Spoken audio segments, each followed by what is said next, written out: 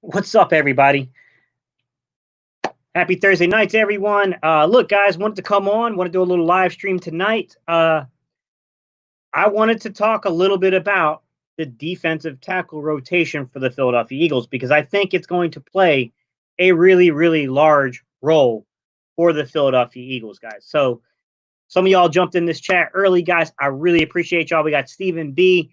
Thank you, guys. Yes, I I tried to make sure I gave you guys a little bit of time to know this live was coming through. So I wanted to make sure I gave you guys some time to see that. Eagle season, what's good, man? Philly fan, what's good, buddy? Murph DeKenzo, what's up, bro? Ewing 609, how you doing, man? All right, here's my theory on the defensive tackles, guys. I think whether or not the Eagles are successful defensively this season will have a lot to do with the interior pass rush. And just being plain out, honest about the interior pass rush, my theory is you don't generate, pressure from the interior this season, there's a much larger problem, like systemically with the roster for the Philadelphia Eagles. Because we cannot have excuses this year for the interior pass rush. We got guys like Malik Jackson, Javon Hargraves, and Fletcher Cox all on this football team. They've got to get pressure. And recently, I know there was some controversy about the rankings of the defensive tackles. I'm here to tell you guys, Fletcher Cox, I love him to death, man. I think he's one of the best players in Eagles history. He's definitely one of the best defensive players I've watched, and my time goes back to the 80s. He's definitely up there.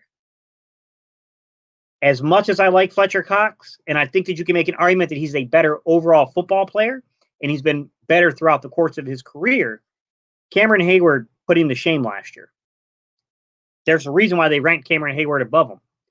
Guys, simply put, Cameron Hayward had 83 tackles on the season, 33 pressures, all right, 9 sacks, 12 quarterback knockdowns, and 11 hurries. If you combined both Javon Hargraves and Fletcher Cox's production together, they barely even come close to Cameron Hayward. They did have 100 tackles, so they surpassed his tackles together. They had 35 pressures, so slightly elevated above him in the pressures when you combine those two together. Had 7 sacks under his, under that rate, that number. 8 quarterback knockdowns under the amount of times that they got to the quarterback compared to Cameron Hayward, and 18 hurries. Okay. Fletcher Cox, with the addition of Javon Hargrave and having Malik Jackson in fold, he's got to produce this season, guys. He has to produce. I want 2018 level production out of Fletcher Cox this year because we have major contract decisions in 2021. And I'm telling you, this defensive tackle rotation, as good as it looks on paper, it's got to live up on film, guys. Just a couple. What's up, guys? Kevin Cronin, what's good, man? I just saw you in here. I want to walk you through what's going on here, guys. So, for 2019, we got $4.6 million in basically against the cap, counting against Malik Jackson. Okay, we have $3.45 million counting against the cap for Javon Hargrave, and we have $23.847 million counting against the cap for Fletcher Cox. So, guys, if you take all these numbers here, you got 23 goes to 26, okay? 26 goes to 30. Combine all those numbers together, you got $31 million, probably getting pretty close to $32 million. $31 million just one season, just on the interior pass rush, okay, for 2019. That's a big deal. I'm sorry, for 2020, guys, my bad. For 2020. That's a big, big deal. We go to 2021 to show you why this conversation matters, guys, and why this conversation is important. In 2021, Malik Jackson is scheduled to make $13.6 million, okay? Javon Hargrave is scheduled to make $15.2 million, all right? Fletcher Cox, guys, is scheduled to make $22.447 million, guys. Take these numbers, add them together, you got 32, 37, 47. You got $50 million in 2021 on the interior pass rush. Now, we all know that number is likely going to change. These guys are probably going to have to restructure some of this. But if we're going to have a couple of years, and we know that you can't hold this together forever, but if we're going to have a couple of years of rotation A+ rotation on Malik Jackson, Javon Hargraves, Fletcher Cox, then they got to produce this season, guys. When I say produce, I don't mean be effective. I don't mean be good. I don't even mean be very good. I mean, it has to be so disruptive that teams honestly have no answer for how to stop the Eagles' interior pass rush. It has to be that level of dynamic, in my opinion. And it's going to have to happen in order for this investment to make sense, guys, because we are heavily invested at defensive tackle.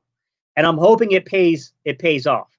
And I can tell you, it's almost like what we watched kind of what Kansas City did. And to some extent, Kansas City kind of copied us because we did this a season or so prior to them. But Kansas City went out there and got Chris Jones and Frank Clark and put them together, right?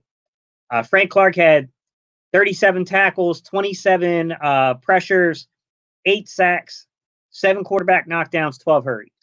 All right. Chris Jones had 36 tackles, 27 pressures, 9 sacks, 11 quarterback knockdowns, 7 hurries. You take those two guys, you combine them together, they had 73 tackles. They had 54, pressures, 17 sacks, 18 quarterback knockdowns, and 19 hurries. To me, that's the baseline, guys. We have to be at least as good as the combination of Frank Clark and Chris Jones for this to be successful. And to be, if I'm being real and honest with you guys, I think it's got to be better than that, right? Because even Cameron Hayward beat that production, if we're going to be real. So I'm expecting this to be, as Charles Bay just said, absolute dominance has to occur. I mean, you go to try to stop this interior pass rush, Barnett and Graham and Sweat have got to clean up on the outside, right? Jim Schwartz has got to come out of his comfort zone and learn how to bring pressure packages, right? Everything, I just have a feeling, guys, that everything is going to be centered this season on that interior pass rush.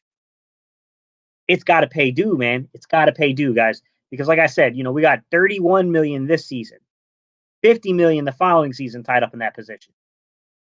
It's time, man. It's time to go earn that money. Because on paper, this is a good interior pass rush. It's got to live up, man, because I'm not taking any subpar performance from them. I'm not going to accept it because this should be absolute dominance looking at these players. And in order for it to happen, Fletcher Cox has got to be an unstoppable force beside Javon Hargraves, beside Malik Jackson. Because the way I see these three guys, and I'll give you guys the floor in a minute, guys, I apologize. The way I see these three guys is like this. Fletcher Cox is the combination of the guy that can do both things, right? He can stop the run, he can rush the passer. He's elite level. Javon Hargraves is elite level run stuffing, blowing up plays in the backfield type guy who also has the ability to pass rush. He can get a pass rush on, but that's not where his skill set is. His skill set is getting into the backfield and being disruptive and really shutting down the run with an ability to pass rush better than most guys. Malik Jackson is a guy that sometimes can be a little susceptible against the running game, but is a very, very good pass rusher, as is an interior pass rusher.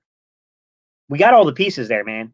And let's not even discount the fact that this isn't even taking in Hassan Ridgeway, who's an absolute beast. I could see the Eagles carrying 5 defensive tackles, guys. Williams, the young kid, he could be a problem, right? Anthony Rush is a good football player. The Eagles have legitimately 6 good defensive tackles. I cannot fathom an excuse this season, guys, for a subpar interior pass rush. It cannot happen this year. It can't. I mean, if it happens this year, then I think heads got to roll. And I know that they're trying to play up to matchups and things like that. And I get it. We got to play matchups, and I get that that's why they brought Burke in here. But I'm not taking any excuses. I'm not. I'm just not going to give them. I'm not even going to give them any kind of leeway to give us excuses this year. Not from the defensive tackle position. Not with this type of depth. Not with this type of talent. Like, guys, when I throw up these numbers a year from now, We should easily be 120 total tackles between these three guys. We should easily have 40 pressures. We should easily have 15, 17 sacks, easily. We should easily, between these three guys, have at least 20 quarterback knockdowns. And we should have easily over 30 hurries between these three guys. Anything less to me, it's not acceptable, in my opinion. All right, y'all. I'm going to read some of the comments here, man. JLU, what is going on, bro? Charles Bay, I kind of said yours, which was dominance only. Dominance is the only thing that will matter this season. I agree. Jalen Williams, what's up, buddy? How you doing, man? JLU says the D-line has to play like they want to get paid. They got paid. They better earn the paycheck. You know what I mean? But you're right, JLU. Like, we've invested money. We know how we want to build. So go earn your money, because we've put a lot of faith in the interior pass rush. It's got to live up. It's got to live up to expectations. So Philly Mike, what's good, my bro?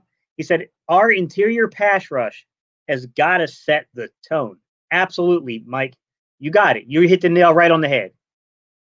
When teams line up against the Philadelphia Eagles, the one thing that should be known from us is that, holy crap, this team brings it all game long from the interior. This team is disruptive when we try to run on them, especially on inside zone and draw plays, right? Anytime we try to drop back from play action, they're collapsing that interior pocket on us. Like, you're right, Mike. No excuses this year, bro. We got to set the tone from the interior. Charles Bay said they need to create a ton of holding penalties. Right. It needs to be ugly on film, right, Charles? Like, so obvious it's a hold that, like, everyone's going like, yo, like, come on now. You can't be tackling us to the ground because we're beating you left and right. Absolutely. And, you know, people overlook that kind of stuff, Charles, and it's a really good point you brought up. Holding penalties kill drives.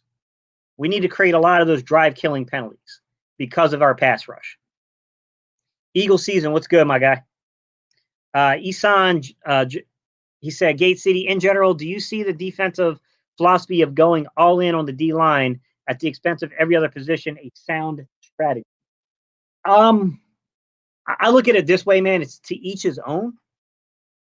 I do think that there is some merit for spending your money at this particular time in this particular place in history when it comes to the NFL and defensive line talent at the interior, right? Because we do have guys like Aaron Donald. We do have guys like Cameron Hayward. We do have guys like Chris Jones. We do have guys like Fletcher Cox. Like, this is one of the better eras for interior pass rushers. So I certainly understand why they're doing it. Would I have personally gone as far as going 3 deep at it, especially when I felt like we have decent depth behind some of these guys? Maybe not, but it'll be interesting to see if it works. It will be a very interesting conversation to have if this thing works, to be quite honest. Murder Music, what's good, buddy? He said, Jim got a lot of work to do this season, or we won his job. Yeah, pretty much, man. You got it. Like, it's got to happen. He needs to produce that magic, and he needs to step outside his comfort zone. Like, we got to be mixing up coverages, right? Not be so predictable, giving pre and post snap looks in the secondary. You got to bring the blitz a little bit. I understand wanting to win with your front four, but every now and then you got to speed a guy up, man. You just got to speed him up and hope he makes a mistake out there so we can capitalize on it. I agree with you, man. Steven Joyce, what's good, buddy? Henry Braxton, what's good? What's good, buddy? The Eagles line is incomplete. We must get a premier pass rusher. Like, we have premier defensive tackles. Ridgeway, Barnett, Sweat, and others are average. They don't demand double teams. Demand doubles. I think Barnett has the talent, Henry. I don't think the issue with Barnett is talent. I think the issue with Barnett has been injuries. He's been slowed down a couple of years in a row now by injuries, and he's really on a deal to where it has to live up this season, or else I think he's in grave danger of being moved on from.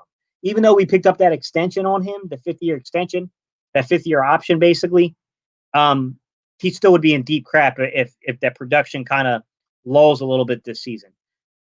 I think because we spent so much money on the defensive line in the interior pass rush, it kind of limits what you can do on the exterior. I think we almost have to draft it at this point. You know, you got to find those pieces and you got to develop it. Philadelphia Eagles, what's good, man? Murph DeKenzo, what's good, buddy?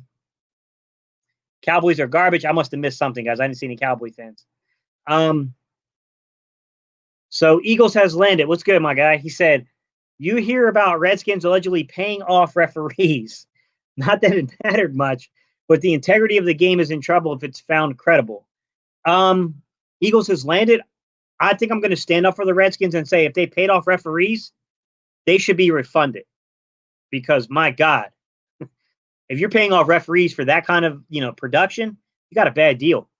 Like, I don't know, man. I don't know if that's true or not, and I agree with you that that would be a really bad sign for the NFL if it's proven to be true. I do agree with you there. Also, I don't know if he's even left the team yet, but I think it's inevitable that Snyder's time in DC might be done. It seems to be treading in that direction, to be quite honest. Jalen Williams said games and blitzes will be big for us this year. I hope so, man, because of the attention the interior will cause. It will be causing edge guys to eat. Good point. So basically, what Jalen's saying is because of just how disruptive these guys are going to be on the interior. Guys like Brandon Barnett. Wow, it's like Barnett. Guys like Brandon Graham. Guys like Josh Sweat will have opportunities to really, really rake in the sacks on the outside. Jalen, I wanted to ask you, what did you think about some of the reports that are coming out now about Sharif Miller?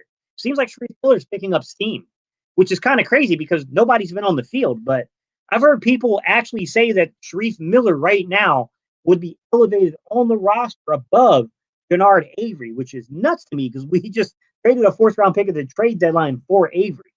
But I did hear somebody say that. I mean, me, you know how I am, Jalen. I always want to say, like, give me film and then I'll tell you. But I thought that was a pretty crazy statement for some people to start making. But, I mean, there are people out there that are legitimately saying this. Don Vaughn, what's good, man? So Murph said, imagine you paid off the rest and your team was still ahead. Yeah, that's basically what it seems to have happened, man. Not a very good, return on investment for them. Let's see. They have allegations from ex-female employees of sexual harassment. Yeah, I saw that too, man. Like, I don't know what's going on with Washington, guys. I mean, the crazy thing is I think they have the beginnings of pieces of a good football team. I don't think it's a complete team yet, but that pieces are starting to come together there. I think they have adequate coaching, but clearly, when you look at what's going on inside the organization from the front office and ownership, and like, there's some bad stuff happening there, man. Murph said, Gate, can I have a wrench, sir? Yes, sir. Let me pull it up on my phone, bro, and I got you, man. I'll give you a wrench. Sorry, guys. Let me pull this up. Allegations. Oh, it's all good, Don. I know what you meant, man. You didn't have to clarify, bro. I got exactly what you meant, man. I don't know what's going on with Washington, guys. That situation just seems to be kind of spiraling out of control for the Redskins. Sorry, guys. Let me make sure I turn this media down on it. Murph, you got a wrench, bro. But to be real with you, I'm a little shocked that things have kind of spun out the way they have in Washington. I mean, there was a lot apparently going on behind the scenes that a lot of us were not made aware of with the Redskins, and that does seem to be coming back to honestly haunt them. So, I'm just glad I'm an Eagles fan. That's all I can really say. I don't have to deal with that nonsense and that mess. Rod Roll, what's good, man? How you doing? Here's my thing, guys. Looking at the interior pass rush, let me survey you guys if I could. What do you guys think in terms of total tackles between, you got Javon Hargraves, you got Malik Jackson, you got Fletcher Cox. What do you guys think the total tackles are? Over, under on 100. You guys over or under on 100? For context, guys, I'll give you a little context. Malik Jackson's 2018 season, he had 32 tackles. Javon Hargraves had 60 tackles last season. And you got Fletcher Cox had 40 in 2019 and then 46 in 2018. So do you guys over under on 100 tackles from the D tackle position? What's up, Carter? How you doing, hon? Don said, yeah, something's up because Snyder was adamant about keeping the Redskins name. They cornered him. Yeah. I thought it was a bad move on his part, anyways. With that, to be honest, Don, I thought he should have just given that up a while ago. If you're a Cerebral fan, there's no better than Gate City Sports. Like, share, and subscribe. Thank you, Murph. I appreciate you, bro. Kara, how you doing, hon? Back to the pass rush. What's good? Over 100 tackles, JLU. Okay, over 100. Vernon Anthony, what up, buddy? So where you guys at, man? Over 100 tackles for these three guys? Me personally, I think you have to have over 100 tackles. I think something might be going on here, something fishy between those three guys. So while you guys are chiming in with over 100 tackles, give me your predictions. Over, under on 100 tackles between Malik Jackson, Javon Hargraves, and Fletcher Cox. I'll move on to the next question for you guys. Let me read Jalen real quick, though. Jalen said, I haven't heard anything about Miller, but the last I saw him, he was a one-trick pony still. Unless he has shed some bad weight and is looking explosive, I don't think he makes the roster. Ooh. Hot take from Jalen. So Jalen says that he feels that that Sharif Miller could be a cap casualty. Not a cap casualty, I'm sorry. It could be a camp casualty, I should say. So Carr says easily over 100. They're going to eat. Murph said 200, so he's over 100 clearly. Henry said Graham is good. Imagine this line with Clowney or Everson on the edge. Clowney was doubled and triple team on our line. They couldn't double nobody. Cox, Javon Hargrave, Clowney be unstoppable. Yeah, Henry, I'm not I wouldn't argue that point with you at all. I mean, of course, of course, Everson, Griffin, and then Jadeveon Clowney. I would even argue you can go as far as saying that, bringing in other guys like Vinny Curry back, it's certainly going to improve the pass rush. No doubt about it. I think the legitimate argument to that, Henry, would be we don't know enough about these young guys, and we've invested 4th-round picks in Miller. We've invested, he wasn't a 4th-round pick, but we traded away a 4th-round pick for Jannard Avery. We got a 4th-round pick, in Josh Sweat. So we need to see what these guys can do. Can they play the role of the 3rd, 4th, and 5th pass rusher? If you bring in a guy like, a Jadeveon Clowney, or you bring in a guy like, an Everson Griffin, that can definitely halt back what we know about these guys. And that can make it really tough on us the following season. Now, if you're bringing in a younger pass rusher that could be here for the long term, 3 to 5 years at least, I definitely think that's a different conversation, in my opinion. Rod Roll said, bro, easily over. Yeah, I agree. Jalen said that he thinks Gross Matos got Miller drafted. Possibly. He did pop on film when you watched, even from the year prior. Appreciate you, Carl. Carl said 29 people and 18 likes. Hit that like button, guys. Appreciate you, man. Nate McCauley, what's good, buddy? He said Casey Toolhill looks like a JJ Watt. I don't know about that, Nate. That's pretty big praise. I think he's pretty raw. The Philly Talk podcast said, "What up, Jalen?" He said he's stinking. Don Vaughn, I heard them crazy allegations with Washington coming out. Yeah, guys, that Washington thing's going to turn into a crap fire. Honestly, after I jump off the live today, I'm half tempted to kind of channel surf and see any of the Redskin content creators, see if any of those guys are going to comment on it, because it doesn't look good for them, man. I'm glad, like I said, I'm glad to be an Eagles fan right now, because we don't have to deal with that nonsense. Ooh, good question, Kara. Who do you think from our rookies is going to make the most impact on defense? On defense. Wow. Crap. On defense. Probably Kavon Wallace.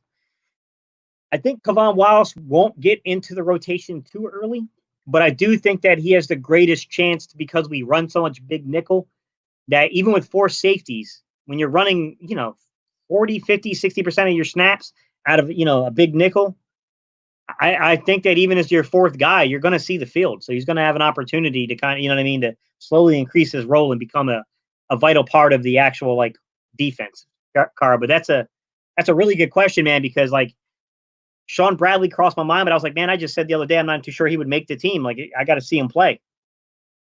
It would be, there's a lot of ways you can go with that one, but that's a tough one.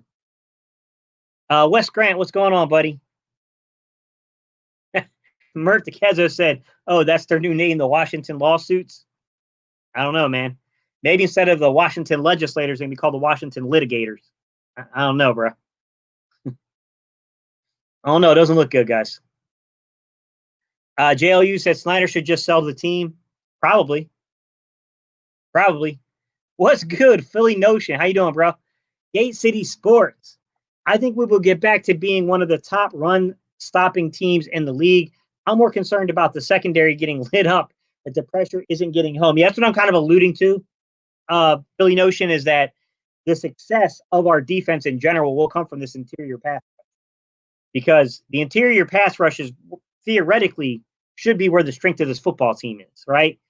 I don't know that there's any other position group that's as talented as the interior pass rush, to be quite honest. I think it's clearly the strength of the football team. I understand that the secondary is not slouches anymore. I'm pretty big on Will Parks. I think Will Parks is going to be very good for the Philadelphia Eagles. Darius Slay is definitely going to be good, and Nikel Roby-Coleman is going to be good. I think Sidney Jones and I think Avonte Maddox are going to play up to par this year. But I got to be honest. If I'm looking at this football team and taking an honest assessment, if I was an opposing offensive coordinator game planning for the Philadelphia Eagles, my conversation and my game plan would probably start and end with that interior pass rush and limiting it. I mean, personally, I would be very, very much concerned with what to do about the interior pass rush of the Philadelphia Eagles.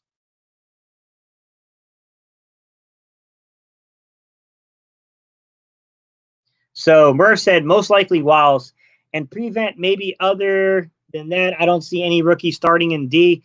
I don't think any of the rookies, I don't think Kayvon Wiles is going to start, guys. I'm going to be real with you. I don't see that happening.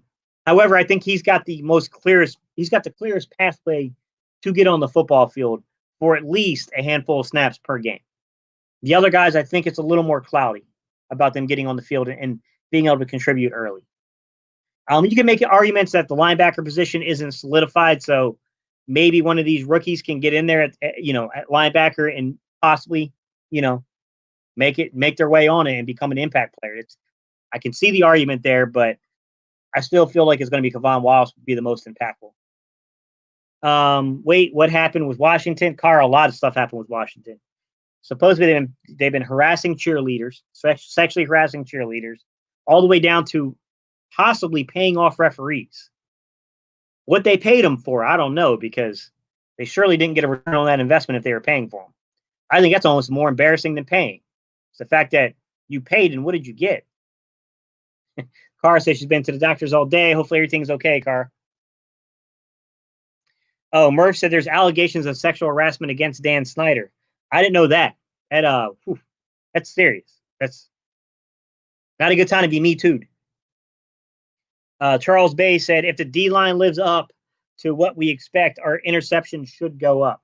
Charles, I agree that if the interior pass rush lives up to what you guys saw, I pointed out could at least match Hayward production. But if we can't do that, we better at least surpass the production of Frank Clark and Chris Jones. It's not going to be successful. Philly Notion coming in with the donation, brother. I appreciate you, man. Let me find a Philly Notion. I'll pull it up on the screen. All right, so Philly Notion says, keep kicking fire, my guy. Everybody hit that like button. Thank you, sir. I appreciate you, Philly Notion. You're the man, bro. All right, guys, let me go back to the comments. I'm trying to figure out where I left off, guys. Okay, so Henry said agreed. They were talking Yannick. Yeah, Yannick, if we could have gotten Yannick and figured out the money, difference maker, no doubt about it. Complete difference maker. But the Jags won't trade him, not reasonably. I think they'll trade him, but not for a reasonable offer right now. I want to talk running backs. Who you think makes team? I know he's small, but I want them to find a way to keep Adrian Killins. He's fire. Right now, Henry, it's really uncertain because we just, the only two I know for certain right now are Miles Sanders, right, and Boston Scott. Past that, I mean, Corey Clement's been with the club now for 3 years. He shown that when he's healthy, he can be productive, but you know what I'm saying? Like, I don't know about being productive. It's been a while. We haven't seen him on the field, and that's tough, man. I think we need a contact balance back. So I do think that your third or your fourth spot should probably go to more of a Michael Warren, or, I do know that the organization is pretty high on Elijah Holyfield. I don't know if you go, maybe you go with a contact balance back as your third guy, and then you look at maybe keeping Corey Clement, or then bringing in the young guys like Adrian Killens to play that special teams role till they get to camp, man. It's really hard to say until we get to camp. Sorry, guys. I actually went down the wrong windpipe on a smile day. Hassan said, with Dak's contract mess and the Washington management in shambles, should we even be worried about making the playoffs? I still think you got to be a little worried. Yeah, I mean, don't get me wrong. The Dak situation is going to detract from the Cowboys season. It's going to be a nightmare and a problem, in my opinion, as well. But that's still a talented roster. I'm not going to act like it's not talented. It's talented. It's just, I don't know if it's going to come together as a football team. That would be my take on it. Murph said by multiple women. That's not good. I totally agree with the Wallace point. There's potential. Yeah. Kevon Wallace is very talented, man. I think he's the future of the Eagles secondary back there in the safety position. But I do think he's going to be slowly walked into the rotation. There's a lot of guys who can play this year around. Let's see. Is it true that Michael Kendra is on the market? Michael Kendricks, Jamar, you talking Michael Kendricks, the former Eagle linebacker? He's got some litigation issues though, man. So you remember when he got in that legal trouble when he was in Philly and he went to Seattle and he signed? Well, now we're supposed to be coming up on the sentencing of what he did. So I still think there's a lot of uncertainty around Michael Kendricks. If that's who you're referring to. But yeah, Jamar, he's an incredibly talented football player. I would love to have him back, but we got to figure out what's going to go on with that. Didn't pay enough. Laugh out loud. Carl, that's funny, huh? Rod said, how much of an impact will TJ Edwards be at the linebacker position this year? He looks promising. Didn't miss many tackles last year. Rod, he is one of the few downhill thumpers we have on the roster. He played okay in very, very limited snaps. And I want to make this point very clear. I'm talking about a very, very limited amount of snaps in pass cover. But he held up and did okay. He's going to have to demonstrate that he can do it at a much, more consistent basis, playing a certain percentage of the snaps overall this season. But Rod, he's high on my list of guys. I like TJ Edwards a lot. I think he has the potential to be a very, very good football player for the Eagles for a few years. Sorry, guys, it's jumping on me a little bit. Crap. Okay, Gay, I'll at you. Okay, when I find. All right, no problem, Murph. Yeah, Murph, hit me up with that, man. I'd like to see what's going on with these allegations. What's happening? De La Rock, what's up, buddy? How you doing, man? I'm just here so I don't get signed. Dak Prescott. Yeah, the Dak Prescott situation spinning out of control for Dallas, man. Kara said, I love Yannick, but I'm not willing to go to the Rams route to get. Yeah. Not trading away multiple first round picks and all. Yeah, that would be a mistake. Yeah, the Rams basically bankrupted themselves doing what they did for Jalen Ramsey. They could have waited to the offseason. They probably got a better deal. And they still missed the playoffs with them. So it's kind of a nightmare scenario. Jalen Williams said, Davion Taylor is the guy I see starting sooner than later. A lot of the film I've seen, he has really good instincts, but him coming in too hot, trying to make plays gets him in trouble, basically. Yeah, Jalen, he's very raw. So his instincts do him well at times, and then they fail him at times too because he lacks experience at the position. The kid is one of the most athletic film studies I've watched at the linebacker position in quite some time, Jalen. I'm going to be real with you. I watched this kid catch running backs from behind they're going full speed, and this kid he's on them like that. He's really fast, man. This kid is really athletic. I do question how it's going to translate to the NFL, if he's going to be ready, if he's going to have it down. But I get what you're saying, which is if you just look at pure opportunity, might he be afforded more opportunity at linebacker than Kevon Wallace is at safety?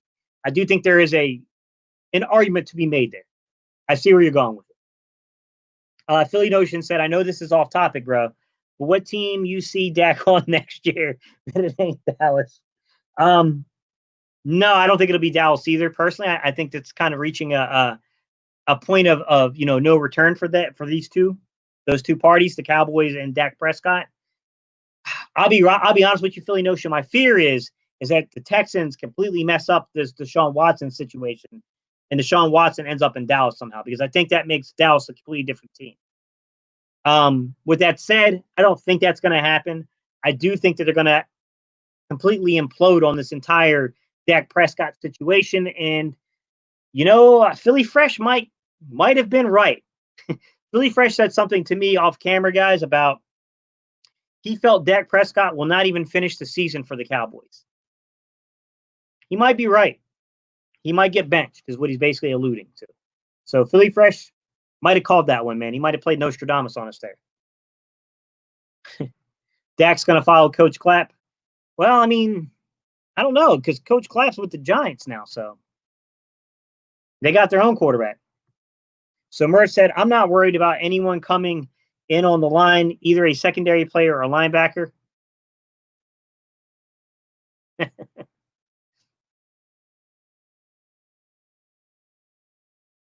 Jalen said, I heard there were events that he made the cheerleaders participate in, a certain type of party that starts with an S. Basically, wow, Jalen, that's I didn't know that, man. Guys, that's I must have missed some crazy news today. Wow, that's yeah, he's in trouble. Like, a lot of guys are going down for this thing right now. I mean, it would appear to me that if there's any legitimacy to those claims at all, he's going to get me too'd. So, hey, what can you do?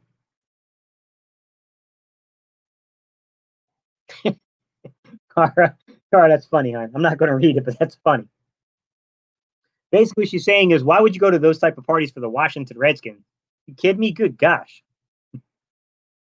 Murph said, I got a split. Subscribe to Gate City Sports for some people football talk. Thank you, Murph. I appreciate you stopping in, bro. Sorry, guys.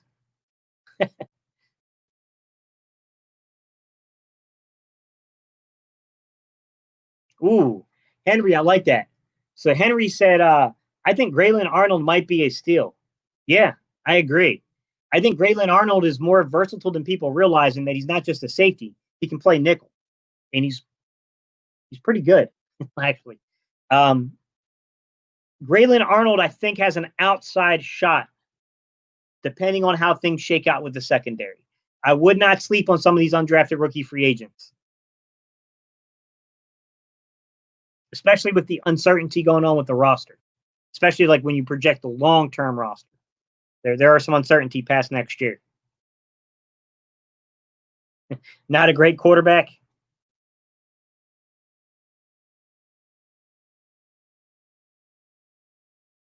JLU said, don't scare me like that, Gate. Deshaun Watson and Dallas would give me nightmares.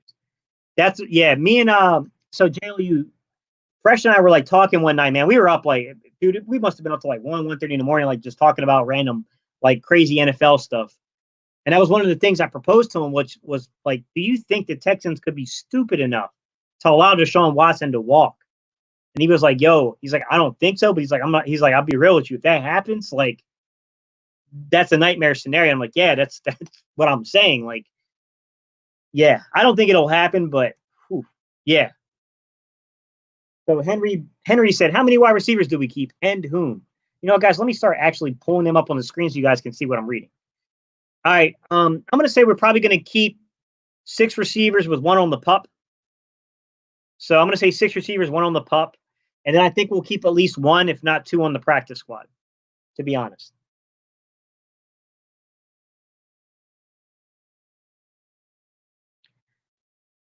Hang on, Waylon. Sorry, guys. As soon as I click, sometimes, guys, it goes crazy. All right. So Waylon said Washington. Party animal Jay Gruden.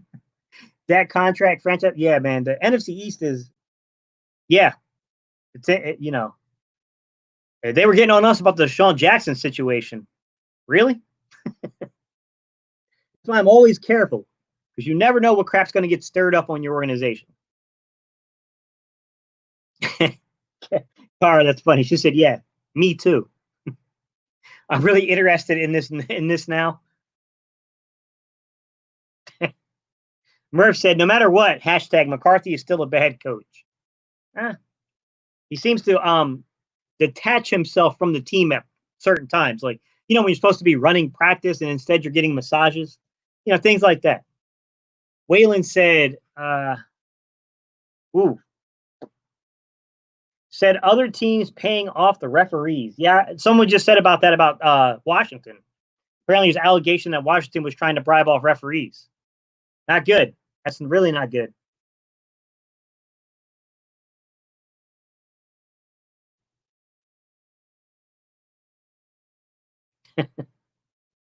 Two Green, what's good, bro? Love the Content Gate City. Wash your hands.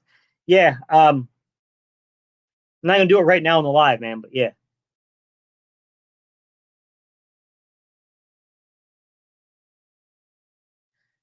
All right, Toby. Toby Scott said this might be Dak's best season. He has something to prove. He's got a lot of weapons, but so I'll give you my perspective on this Dak Prescott situation. He's got plenty of weapons, right? Okay, he lost Travis Frederick, but we know in 2018 Frederick was down. So, okay, let's just go with the facts of the case here. This is what I'll say. I like CeeDee Lamb. It looks like to me that CeeDee Lamb is going to play a lot inside of the slot. I'll tell you this. Go back and watch film of Dallas against Philly in week 16, and you'll see one common theme. The only receiver that looked like he was playing well to me, was running good routes, was where he was supposed to be when he was supposed to be there, and was presenting himself to be an adequate target for Dak Prescott, was Randall Cobb. And he's not on that football team anymore. I do think that Amari Cooper, I do think that, when you take in CeeDee Lamb, I think they got a good receiving core. But I don't think CeeDee Lamb in year one is as good as Randall Cobb. And what was Randall Cobb? Damn near year 10? Like, I don't think that equates, man. I do think there will be a drop down, man, because Randall Cobb is one of the best at doing it. So I see there being a drop in production, to be honest about it. Just being honest, not trying to troll nobody, being real about it,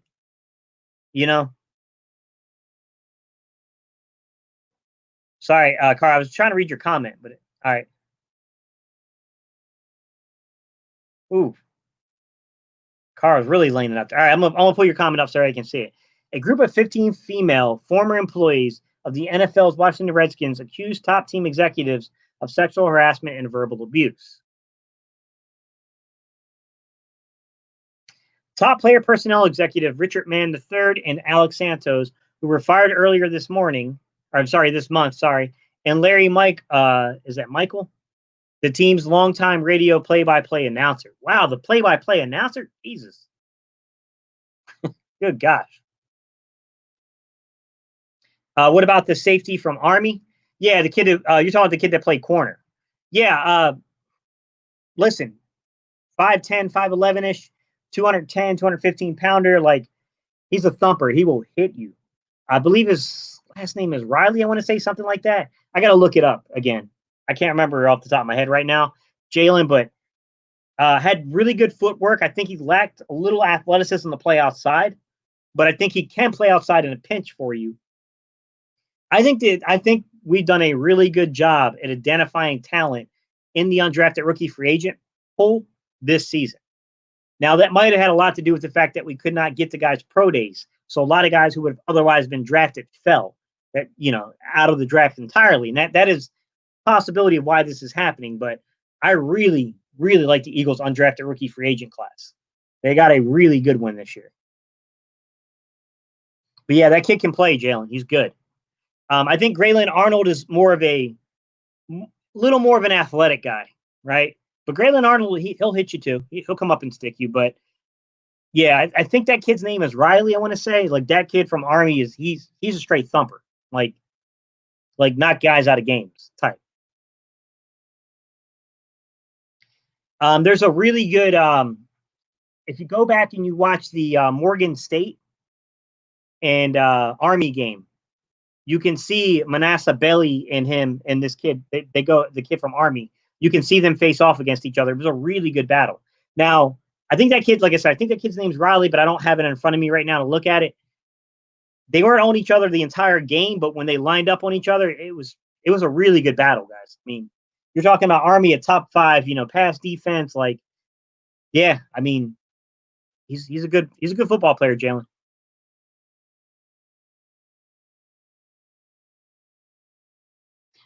Jason Wallace said Dak will be in Cleveland next year. Oof. Tom Hasselhoff said, I think Wentz is better than Dak, but why do you think Wentz is better than Dak? What do you mean? Clarify what you're asking.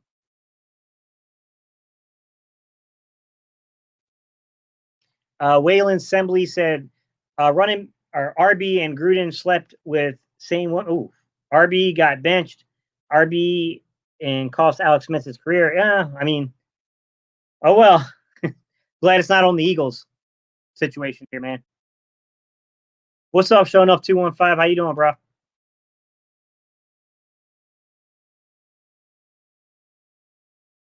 Sorry, guys, I'm trying to catch up here. All right. Trezzy Boo said, hey, Gate City, how do you think our defensive backs match up against the other wide receivers in the NFC East and vice versa? Flexibility, Trezzy. So you got Slay, you could play on the outside, right? We got to see who's going to start opposite of Slay. That's the problem. Like, it could be Avonte Madison. It could be Sidney Jones. It could be Trevor Williams. It could be Rasul Douglas. It could be a player I haven't done a film study on for you guys yet. Keep in mind, those are still coming up. I'm not done with those yet. If we get down towards the red zone where we need more height, we got a lot of guys in that safety position who can come down and play the nickel, right? McLeod can do that. All right. Will Parks can do that. Clearly, we know that the Green Goblin can do that. And Jalen Mills, like Kavon Wallace can do that. So I do think that you'll see some matchup situations going on there. And it'll also probably match up by the team's best receivers, matched up by like the height of their slot. If you got a tall slot, like, you get a Larry Fitzgerald. I mean, it might make more sense to put a taller, nickel corner on a guy like so, things like that. And we will see Larry Fitzgerald, when we go play Arizona. You'll have guys like, CD playing in Dallas. So, I mean, there'll be justification at times to play taller slots. I'm sorry, taller nickel corners on slots, receivers. Stephen B said, late to the party. I have my okay, you got your okay. All right, Steve, I see you, bro. Joe, you said even with Djax incident, the Eagles are clean in the NFC East. Complete team, good locker room culture, especially with JP back, with the best quarterback. Yeah, Joe, no doubt about that. Everything you just said, 100% agree with you. I was just pointing out those who live in glass houses shouldn't throw stones, right? Like they were all coming down on us about a week ago. Now we don't hear anything about it, right? Stephen B said CD isn't getting 850 like Cobb. Cobb is a good receiver. And yeah, exactly. Yeah, he was one of the better slot receivers in the league. Cobb was a veteran. Waylon Simmons said Cobb was a veteran. Exactly. Like Cobb has the in and outs of the game down pat. Elijah Riley. Thank you, Eagle season. Yes, Eagle season. I like both of those guys. I'm high on Braylon Arnold and Elijah Riley. I'm not saying either one of these guys will make the roster. I'm saying give them an opportunity because I'm telling you from film study, I just felt like these guys had pro days in a normal offseason to show their stuff to scouts. Both of these guys likely might have been drafted late in the draft instead of being undrafted rookie free agents. But yeah, I like both of these guys. And like I was trying to say, guys, if you want to see a really interesting game, go watch that Morgan State and Army game. You'll see Elijah Raleigh and Manasseh Bailey play against each other. And it was a really, really good matchup. Stephen BC, yeah, and CD is more underneath kind of guy, totally different. I don't have much faith in CD transitioning into the NFL. I think it will be okay, but not first round talent. I mean, look, I'm not going to try to knock CD Lamb. I think he's going to be a good football player. I think it takes time. It takes time to work yourself into a rotation. And I think it's crazy to expect this kid to be better than Randall Cobb right from the jump. Now, projecting his career in the long term, yeah, of course, but not right off the jump. Stephen Joyce said, "You think Killins will make it?" Stephen, I'm concerned that if we cut the roster down from 90 to 80 because of COVID, guys like Adrian Killins, who probably should get a shot, could be the type of people who end up getting cut because of this. It's a tough situation. Right now, Stephen, I would be inclined to have it be between two roster spots, right? We know Boston Scott and we know Miles Sanders are on this football team. We need a contact balance back. That part I definitely believe. Even though Boston Scott can do some short yardage stuff, I'm not saying he can't.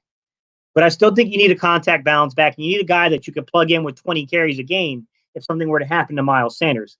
And I like Boston Scott, but maybe he can do it, maybe he can't. It's hard to say. So I think those two final roster spots should really come down to the two best guys between four players. I think it should come down to Adrian Killins and Corey Clement. Which one of these two guys can give you the most on special teams? Which one of these guys has the ability to impact the game on a limited amount of touches, right? A fourth running back might get in a game every once in a while. So who can impact the game? I think both of them you can make cases for. Whoever stands out the most, I think of those two you put on the roster.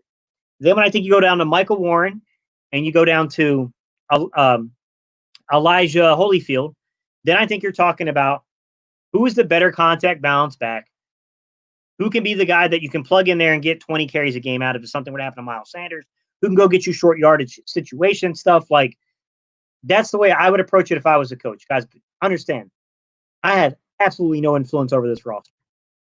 I can tell you what I think. I can tell you what I would do, but the Eagles do some crazy stuff sometimes. Sorry, guys.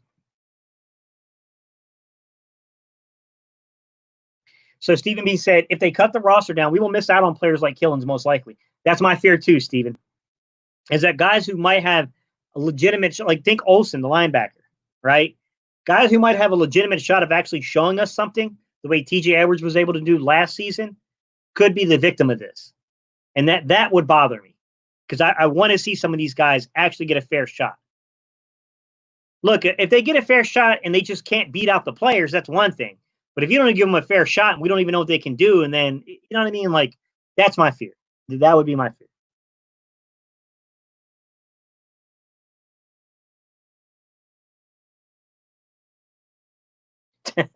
Sure enough, I agree, man.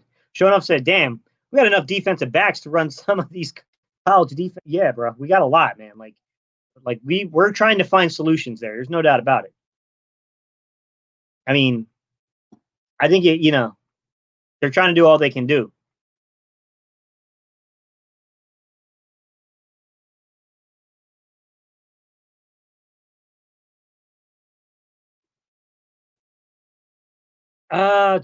NFC East opponents continue to open the lane for us to win the NFC East Eagles season. Yeah, kind of. I mean, I think the Redskins, the team in general, is better, but I also think that their organization is in turmoil, and that's never a good thing.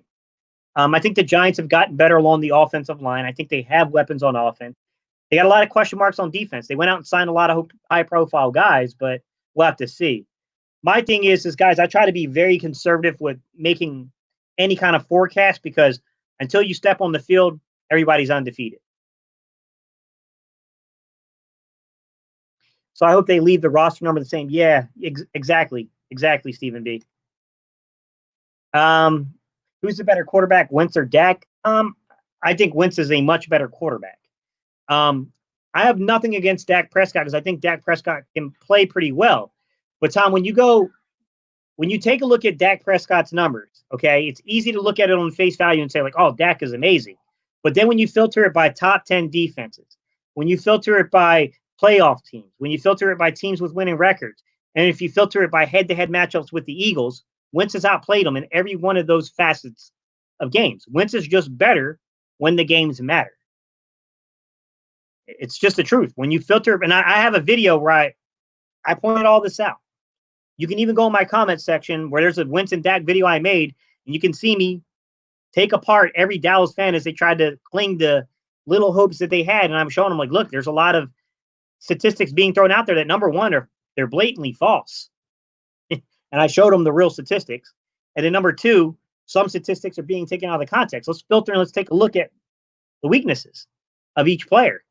Now, look, I'm not going to take credit, but I told a couple weeks ago, I told in the live stream, I told some Dallas fans that statistically speaking, Dak Prescott had a very, very good season throwing down the field. He was rated as one of the more accurate quarterbacks throwing down the field. And then all of a sudden, all of their channels blew up with that. I'm just saying. Two Green said Haskins won't do well this year. Dallas won't resign the choke artist Dak Prescott. I'm thinking Dak will be Washington next year. Ooh. Slay hardest matchups.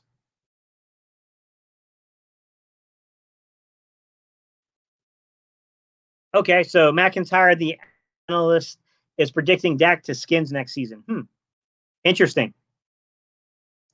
Other accused individuals include former president of business operation Dennis Green. Wow, Dennis Green? Denny Green?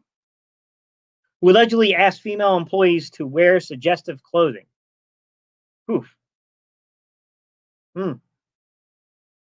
Well, you know, I don't know why some of these people think this stuff won't come back up and get them eventually.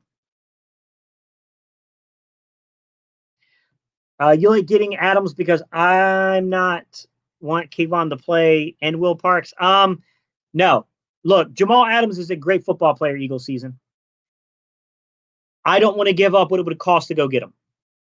Now, if the Jets reversed their opinion on what they were willing to take for him, and it came down to make any kind of logical sense, like if we're just talking a player in a first round pick, sure. I mean, Jamal Adams is one of the premier players defensively.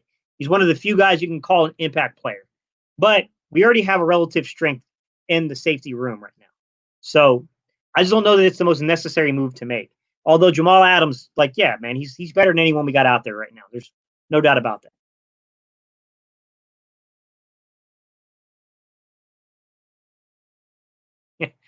So Steven said, yeah, Kara, I think some of that stuff, like the cheerleader stuff, was a little far-fetched.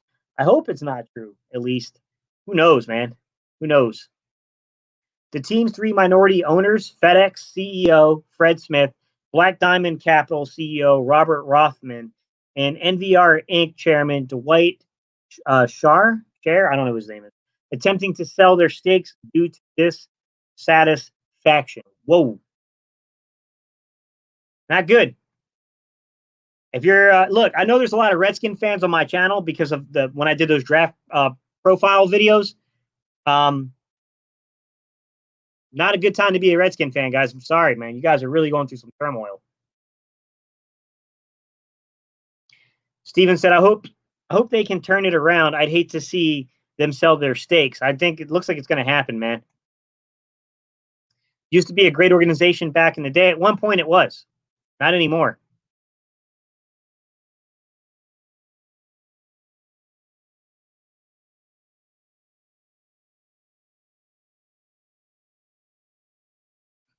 Sorry, guys. I'm trying to filter through some of these.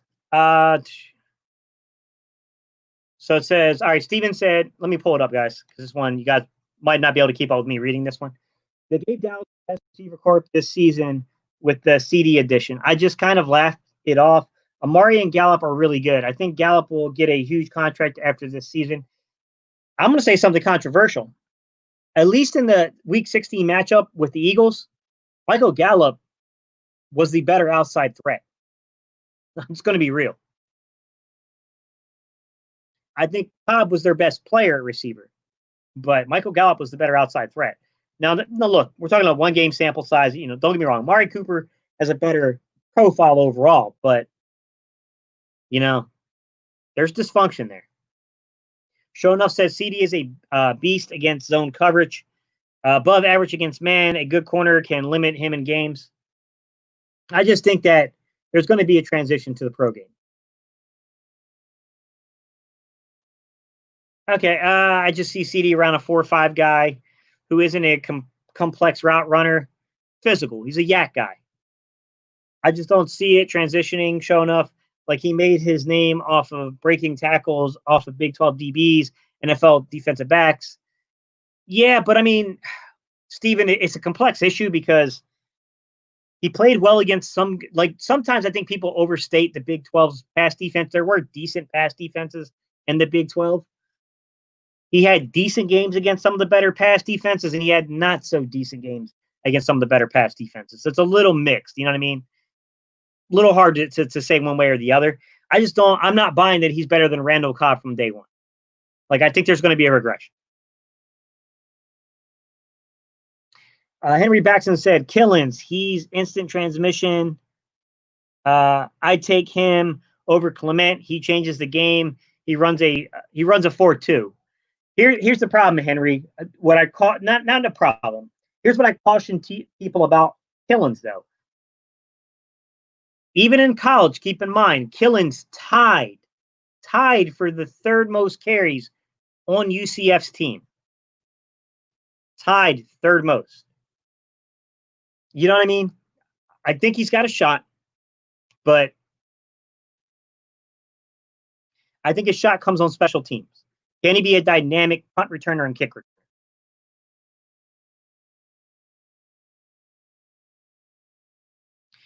Son said, why do I keep thinking Jaquan Jarrett when I hear Kavon Wallace's high praises? I don't know, man. Games are that similar.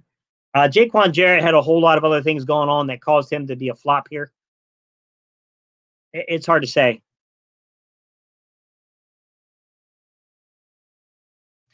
Steven said, yeah, Gate City made a great video of Dak versus Wentz. It shows the truth and takes out the puffed up stars. Yeah, exactly. I filter it by the stats that matter.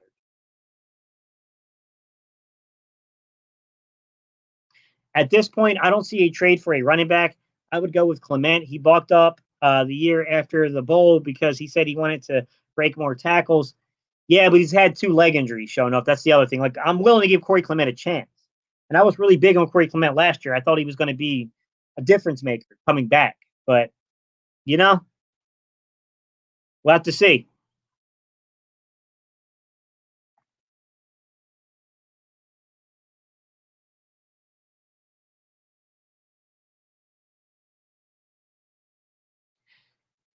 Let me filter something for you guys just so I can dispel some of the myths here. I mean, an NCAA football, let's go with pass defenses. All right. Guys, what we have to keep in mind is that generalized statements, like, they don't do any help here.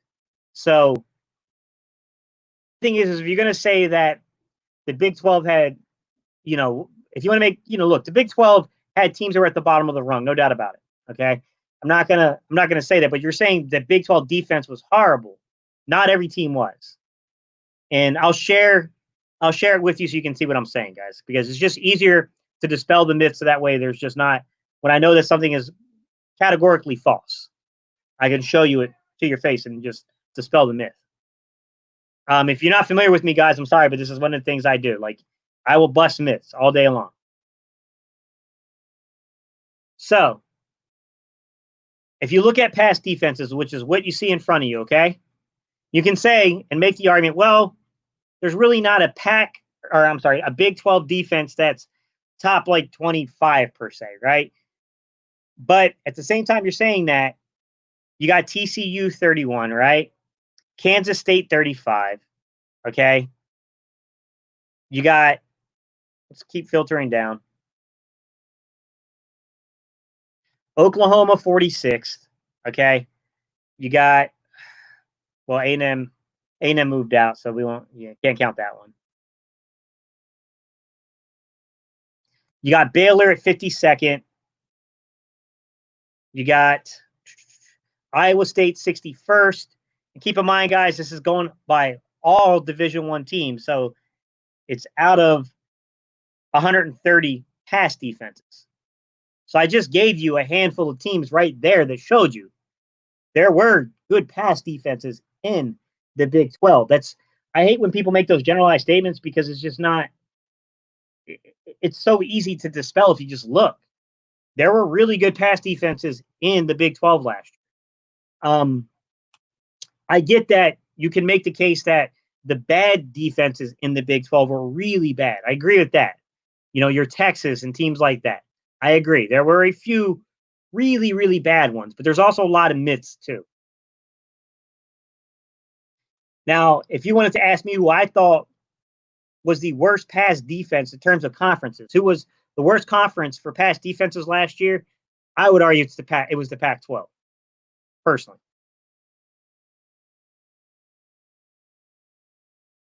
Sorry, guys, I'm trying to filter through. All right, so just a report from my news app. Appreciate it, Kara. Stephen B said, yeah, Gallup I feared more than Cooper, especially on away games. Amari disappears. So Jalen said, I love Adams as a player. But let's be real. Adams is a box safety. He is. I think he's got ability to play deep, to be honest, Jalen. But yeah, I think he's more natural in the box. He has limited impact in the passing game. Would you rather have Matthew, James, Tom, Fitzpatrick? I really wanted Fitzpatrick last year. Minka Fitzpatrick would have been my choice, but we didn't want to give up a first round. Well, that's not really fair. First round pick was given up and it beat our first round pick. Well, the projection was to have beaten our first round pick. So I get why, but still. Yeah, a lot of people were saying they would take Fitzpatrick. Me too. Tyrann Mathieu is who I would take if I had if it was just an open buffet here of safeties. Give me Mathieu.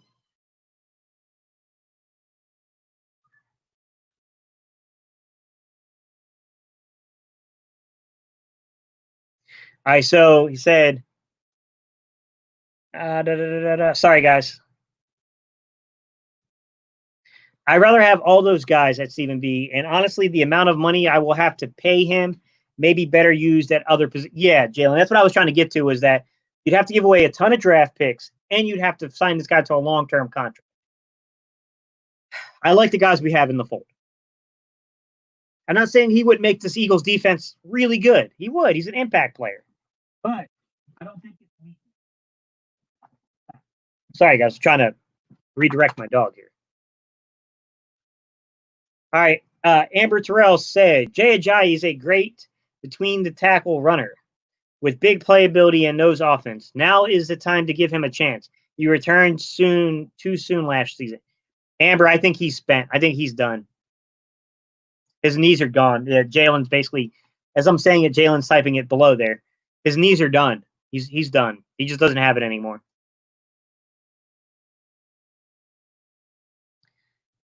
It's a shame how things worked out for Jay Ajayi, because I do think at one point there wasn't a chance and an opportunity that, you know what I mean? But,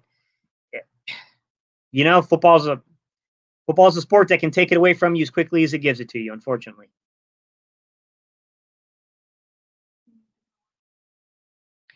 Yeah, you can take it. Steven said, I have no cartilage on my right knee, and it doesn't feel good, minus getting tackled. Oof. Yeah, I can imagine, man. I don't know that pain personally, but I can imagine that must suck. All right, guys. You guys have any more question about this defense attack rotation? What do you guys think, man? Who would you guys? So before I jump off here, let's just do real fast a poll. How many D tackles do you think the Eagles might keep? Can you see the Eagles going light at defensive end, going 5 defensive ends and 5 defensive tackles, since we do have a really great depth at the defensive tackle position, and we have guys like Malik Jackson that can play defensive end if need be? Do you guys see them going 5, 4? What do you guys see there? What's up, John Fisher? How you doing, man? Stephen B says 5.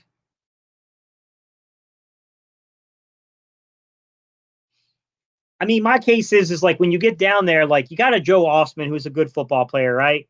I just, trying to like think of the roster legitimately. Who's the, I'm thinking like, who's the 6th guy I would keep over some of the other guys? Like, I just don't know that I have a 6th guy that I would place over. I don't have a 6 defensive end necessarily. I think is a lock to go over, a guy like Anthony Rush, right? Or, I mean, it's really difficult because I think the competition is so close. Because Joe Osman did look really good in camp last year before he went down with the injury, but Avery kind of does what Osman does already. I mean, I just don't know. I don't know how much you would need another player to play that role.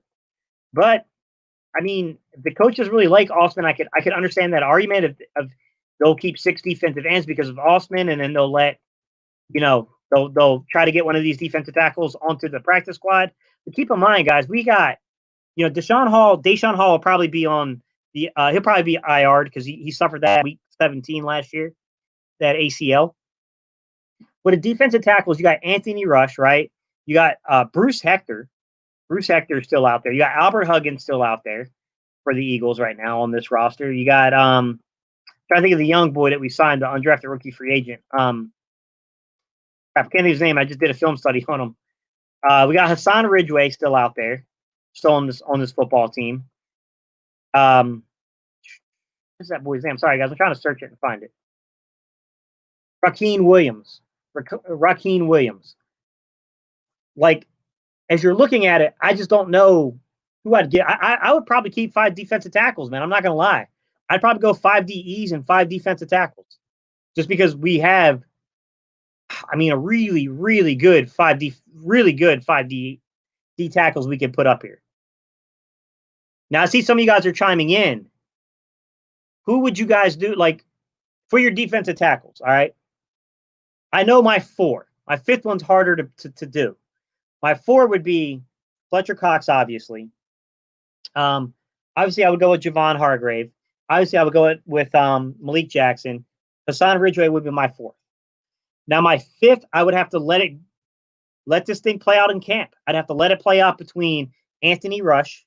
I'd have to let it play out between Raekwon Williams. I'd have to let it play out between, Bruce Hector, like Albert Huggins. I'd have to let them fight it out, and then I'd take the best and keep them at my 5th.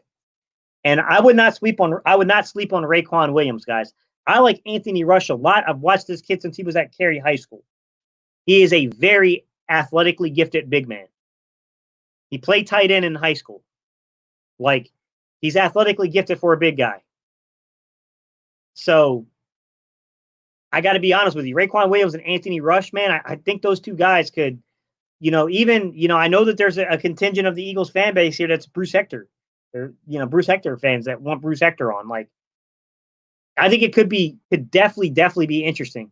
What's going on, Philly the podcast? So I seen one of you guys put up let me know your 5, guys, before we jump off. Let me know your 5 defensive tackles then. Or if you're saying you'll only keep 4 defensive tackles, give me your 4. I think 4 is a little easier, but Waylon said Rush, Jackson, Ridgeway, Cox, and Hargrave. Ooh, Anthony Rush. I like Anthony Rush a lot too, Waylon. Eagle Season said Malik, Cox, Hargrave, Ridgeway, and Raekwon Williams. Okay, so you got Raekwon over Anthony Rush. Waylon Sembley has has Anthony Rush over Raekwon Williams.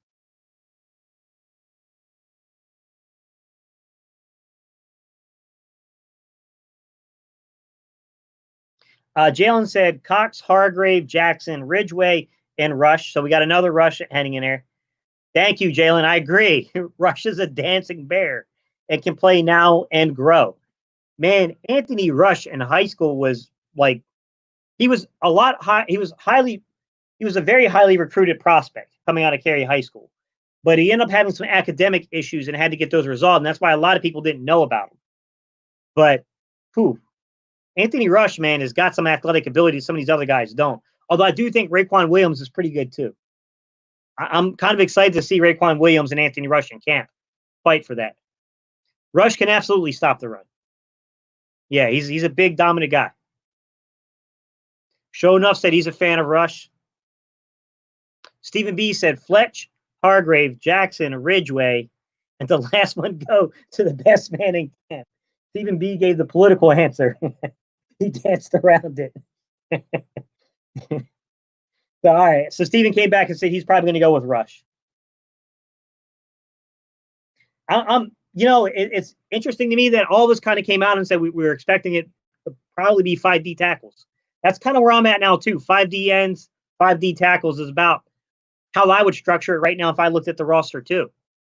And it's crazy to say that, but competition could have been a lot better had Joe Osman. Joe Osman can make it. I don't want to make it sound like Joe Osman has no chance to beat out a D tackle and be on here, but I think Osman has a better chance at surpassing one of these defensive ends than maybe surpassing one of the defensive tackles.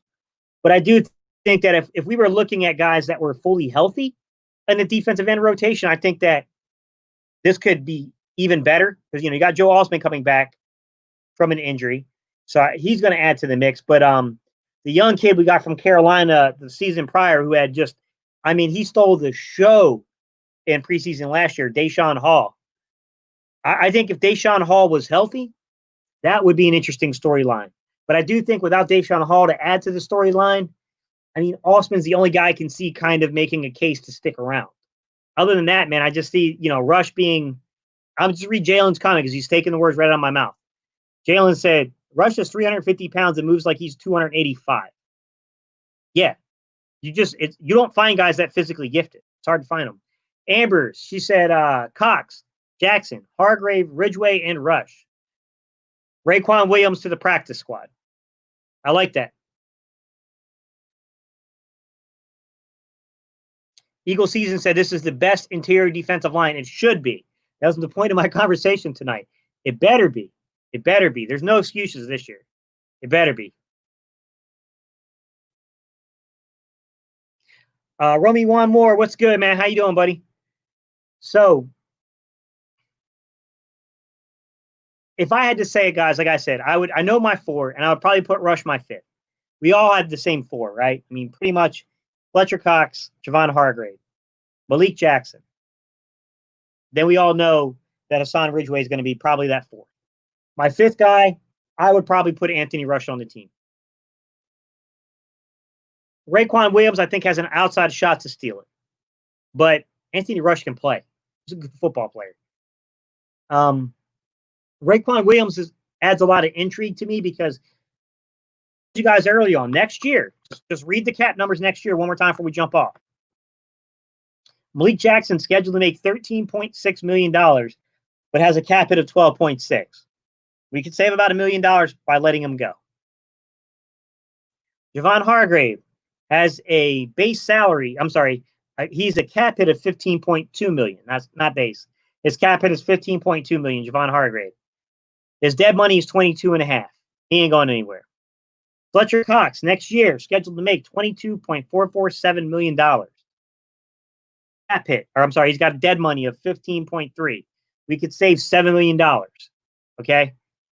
I'm not saying any of these guys are gone next year, but I am saying you always got to be aware of the chances of what could happen. Because of that, I do think keeping guys like Raekwon Williams around, keeping guys like Anthony Rush around is a smart idea on the Eagles' part because we might need to get younger there. It's not a might need to get younger. We do need to get younger there. Let's be real. Malik Jackson's over 30 years old. Fletcher Cox, I think, is 30 years old. Javon Hargrave's a little younger, but I do think you got to get younger there. Philly girl, what's up?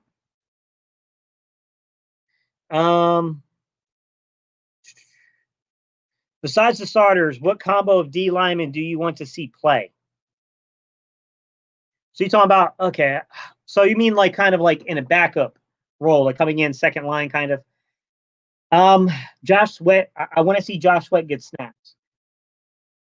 Jalen, I got to see Sharif Miller play. He's got to play for us, man, because we got to know if we need to upgrade over him. Jannard Avery will get his here and there, but I don't think Jannard Avery is an every down defensive end, to be real. I would say Sharif Miller and Josh Sweat at your ends. And then inside, so should we not consider Malik Jackson to be a backup? Should we consider him to be a starter since who he is? So if I had to do that on the interior, then I'd want to see, look, man, Anthony Rush and Hassan Ridgeway. I thought both of those guys had moments last year where, man, they really stepped up and played well for the Eagles.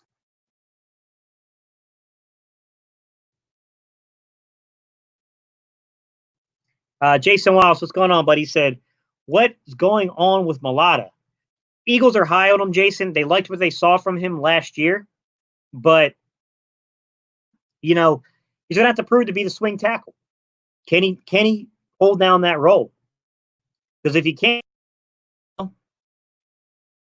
it'll be an unceremonious end. Because I think this is the year he kind of has to prove that he can stick on the roster long term here. Because he's had like 2 years. You know, I don't know if he's really been injured, if those are just those phantom injuries, but we'll have to see.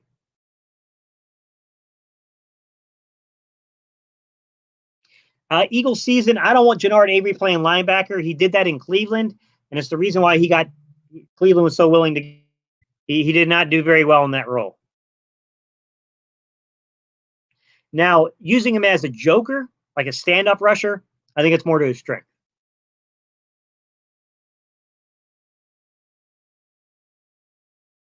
Looking at the Fletch deal, how he did a really good job. Yeah, he got himself into a good bargaining position. I'm not saying that Fletcher Cox will be gone next year, guys. Please don't misconstrue that, because that's not what I'm saying. But I am saying that Fletcher is likely going to have to renegotiate that contract. I think he's definitely one of those guys. Like Brandon Graham is probably never going to get paid $17 million next year. That seems highly unlikely to me. Fletcher Cox is probably a very likely candidate to have to either restructure. Now, I think this might be the final season with Graham. I think that's a real possibility. But I do anticipate Fletcher Cox will be back just on a, renegotiated deal. So Stephen B said, I'm curious about our ends. I don't think we will go after Clowney or anyone else. I hope the ends, and by ends, I mean Barnett, can prove himself if we don't get anyone else. Yeah, Barnett's got to be an impact player. Derek Barnett needs to be an impact player this year, or we made a big mistake. He needs to show the promise he once showed us in 2017. He's got to step up and be the man, because, like I said, we're coming to the end of Brandon Graham. Like, he's got to be the guy now.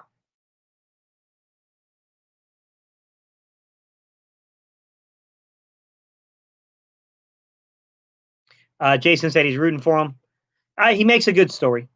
He makes a really good story. Steven said he's not as high on them as the Eagles are. I hate predicting records, Steven. I really do. This is a difficult season to predict anything because of COVID. I don't know what could happen. I don't know what could alter. My expectations are this is a double-digit win team, 10 wins or more. Anything below 10 wins to me would be highly disappointing. That's where I'll be. I think we are the favorites to win the East, in my opinion.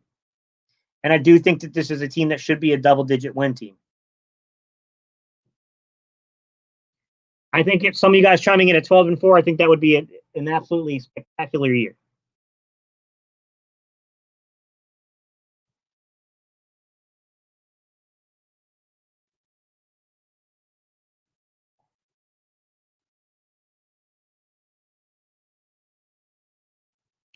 What would you want to happen? 20 fumble recoveries, 20 interceptions, whole defense, just Eagles season, turnovers in general.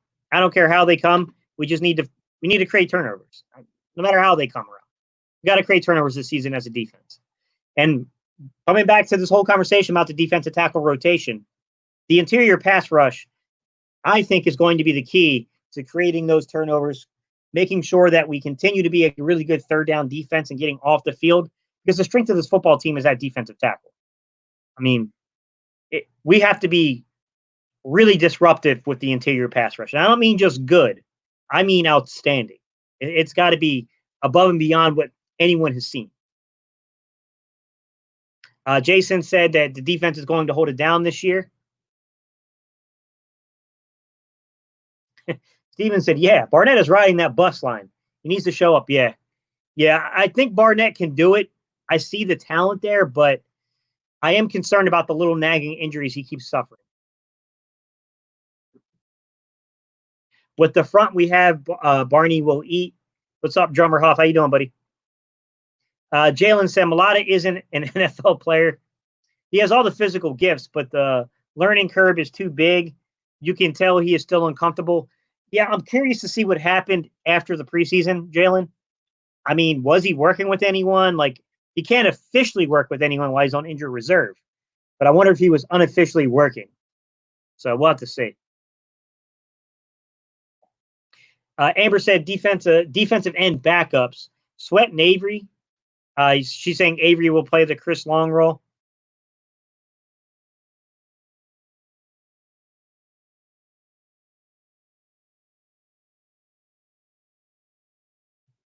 Sorry, guys. I'm trying to keep up with everything. I know I tried getting a record out of you before and got no response. Laugh out loud. It's such a hard thing to predict, Steven. Like, I mean, you know what I mean? Like, it's such a difficult thing to predict. My expectation is it's got to be double-digit wins or it's disappointing. But then again, I kind of feel that way about every season. I mean, when you're in rebuild, you're in rebuild. I didn't feel that way in 2016. I knew, my expectation for 2016 was anything over 6 wins, was a positive, and we got 7. But, it's hard to go on the record like that, man. What's up, Sadon? How you doing, buddy? JLU said, sadly, I think Barnett is average. JLU, I think his productions thus far has been average. I do think that he has talent. Philly Girl said, I'm telling you, 13-3. Steven said, I'll take 10 or more. Sadon, yes, sir. I'll give you a wrench, sir.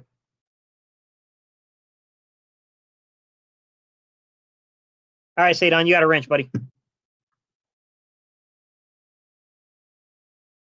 Steven said 13-3. I'll be happy. Yeah, me too, dude. Dude, we were the 15th overall defense. If we can get 8-9, I'll be happy. I think we need more than that. We need more than that. If we get Everson Griffin, it's not. Griffin's a good player. Little concern there, but yeah. 13-3 has you smiling. Jalen said, sorry, man, it just jumped me. I was about to read it and it jumped on me, Jalen. Sorry. 9-7 at worst and 11-5 at best. Fair. I'm just adding those unexpected losses in there. We're due one. We always have them. Philly Fan D, what's good, buddy?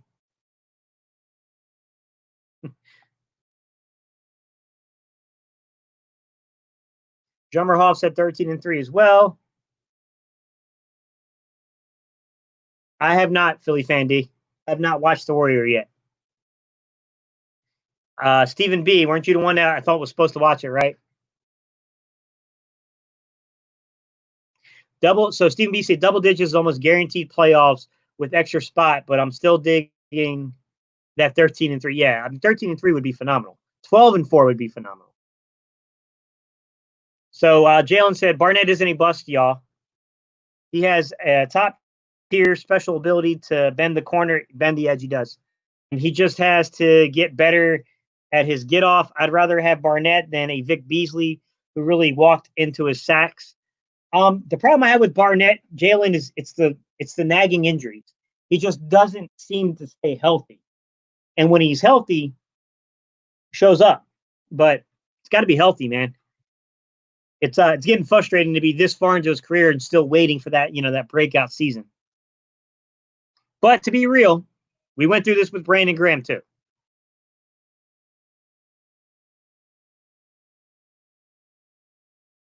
Kara said 8-9 wins and Howie's on the hot seat. Yeah, probably. Shonoff said our D line should be a top 3 line with a rotation, and if we do acquire Clowney or Griffin, yeah, secondary will eat, and our linebackers should do just fine. Let me pull it up so you guys can see that one. That one's definitely a long post. Jason said, Gate City, do you work in sports? You have so much football knowledge. Jason, yes, I've coached for quite a few years, both baseball and football. Obviously, because of COVID and everything, not coaching this year. I'm a little up in the air if I'm going to go back to coaching, Jason. I might just I've been flirting around with the idea, guys, of creating Udemy courses and things like that for you guys for fathers to be able to work with their sons on, route concepts and route design, fundamentals of playing the quarterback position. If I can get guys, into to work with me like a Jalen Williams, maybe to teach guys the fundamentals of playing the offensive line. I've been really thinking about creating Udemy courses to do that. So that way I can get fathers and single mothers maybe out there raising boys who need help like that. So I can get the information in front of them.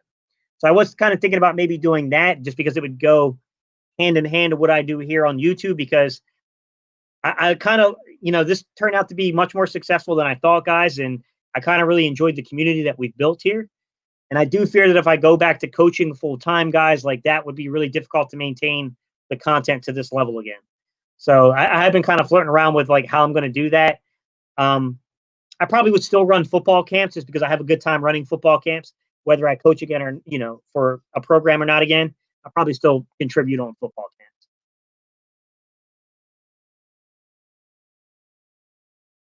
camps. Drummer Hoff said, we don't really need anybody else. Run with what we have. All right, let me go back up, guys. Sorry for jumping on me. Amber said, the chip will be our record. I'll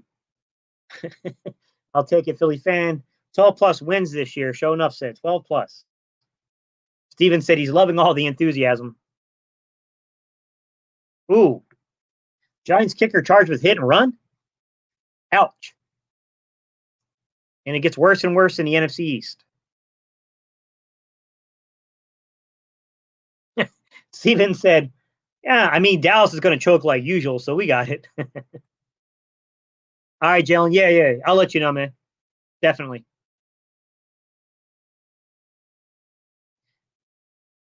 Kick and run or hit and run, Jalen. Funny, Steven.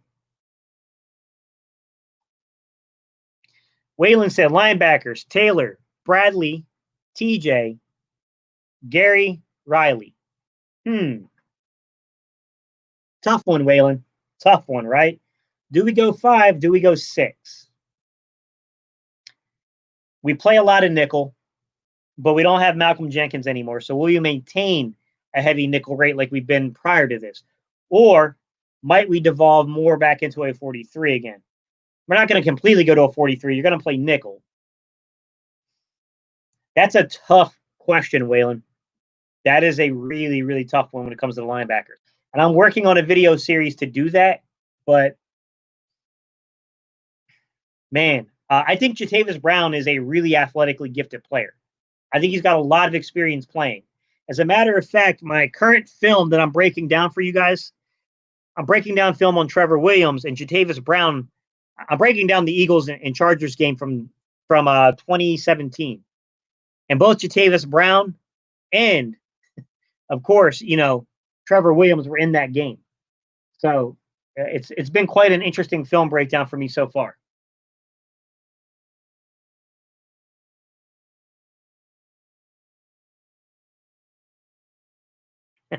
Philly fan D said, Gate, you should reach out to Bad Dog for the NFC East roundtable. School them. I've never really met him. I don't really know him that well. I will say this. I've had other content creators that are fairly large. They've ducked me. They don't want to debate, which is really funny because I would never like purposely disrespect somebody. Now, if you say something stupid, I'd call you out on it and I would correct it. But definitely some have run from me, to be quite honest. I'd be willing to do it. I know a lot of those guys. Ed Oliver's a good dude for the Redskins. Outside of like a couple of people from the Cowboys, like I don't really know too much of the Cowboy content creators, to be real with you. I know a lot more of the fan base for the Cowboys, the guys that just kind of watch the videos and the content creators.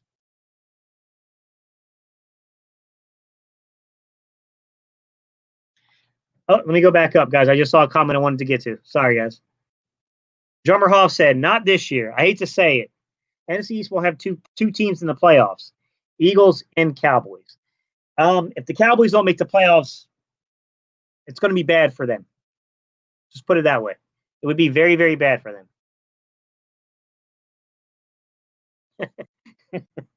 We all know. Steven said, we all know. We pick our linebackers on Saturday night at the local Philly bar.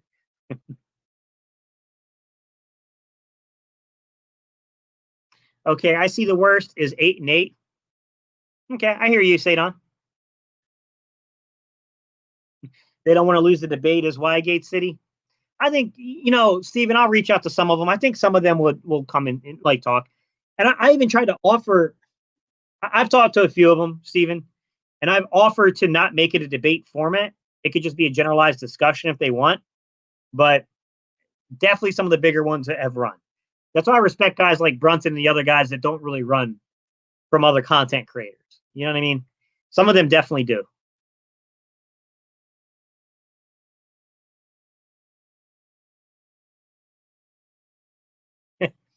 Amber, I would love that stat line.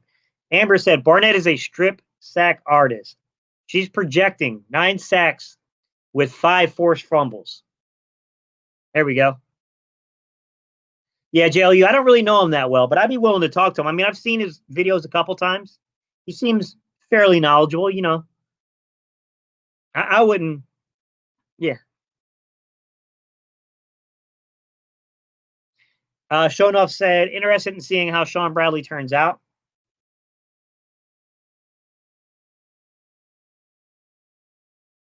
Drummerhoff said, Dak's got something to prove. Yeah, but can he prove it? Dak's got to prove it in games that matter. That's the problem. He does pretty well against the Cupcakes. I mean, he looks really good, but against better opponents, he hasn't lived up to it. Cowboys 1980, Ed Oliver, Bad Dog in Gate City. I like it. I like Cowboys 1980. He doesn't get a lot of recognition sometimes, but I actually really content. I think Mark Holmes is probably the most known of the Cowboy, content creators. I really, really like Law Nation. I like what Law Nation does. The guy that was just on, you guys, Vouch Lombardi, I think is his name. So I think it might have been Jalen. I think Jalen might have told me about him. I watched a couple of his videos, and I actually like him a lot. Like he actually puts forth effort, puts forth film. I like guys that show you their opinion, show you why they form their opinion, and you can clearly tell from their content that they do have knowledge. Those are the kind of guys, I like watching their content. Appreciate it, Stephen B. Jalen said, Gate City come with that heat. That's why.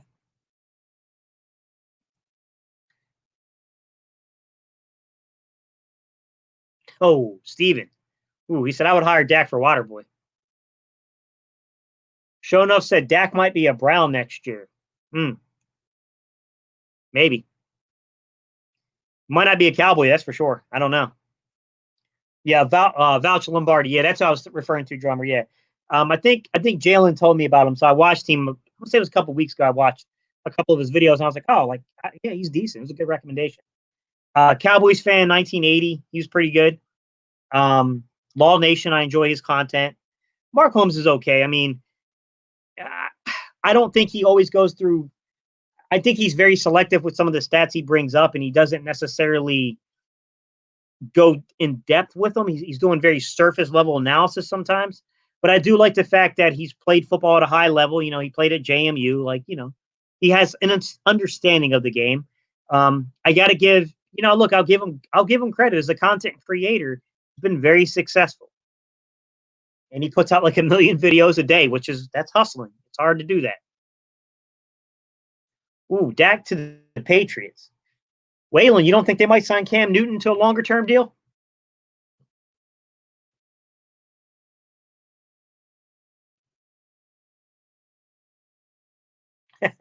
Jalen, you funny, bro.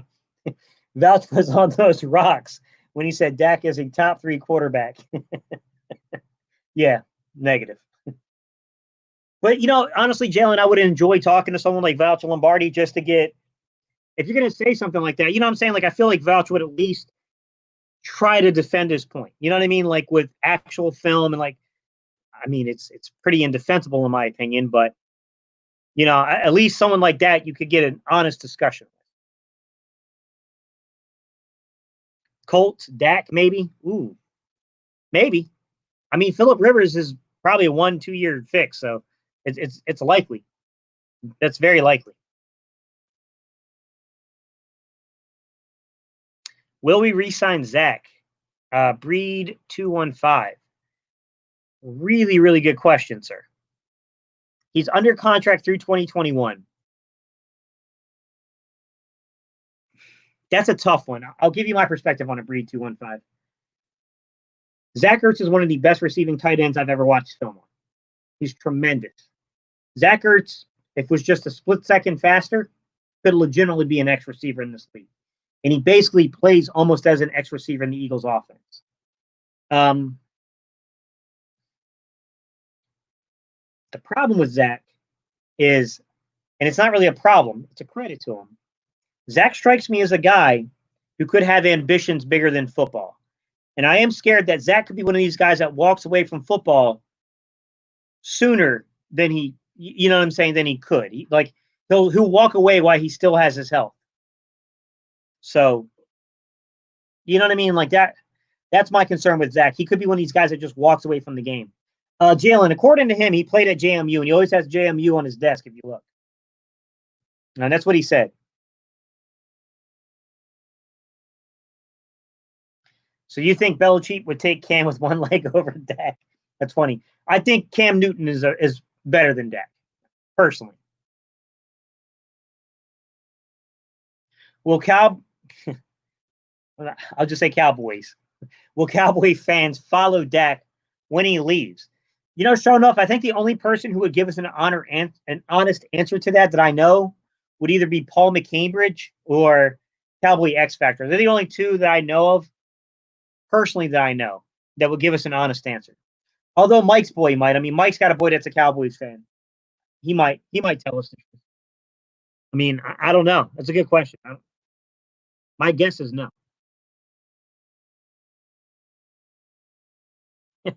Hassan said, I think Jerry Jones is losing his marbles, and he doesn't even know it. That's what's happening with that. Yeah. Here's my thing, Hassan, when I look at that whole situation. Why did you let Wentz and why did you let the Rams with Goff beat you to market? The minute they beat you to market, you were in trouble. And then you turn around and you let the worst case scenario happen, which was Mahomes getting that contract done before you got Dak's done. I think it was a big mistake. I think that they put themselves in here. Yeah, Steven, he's a really great route runner. He is.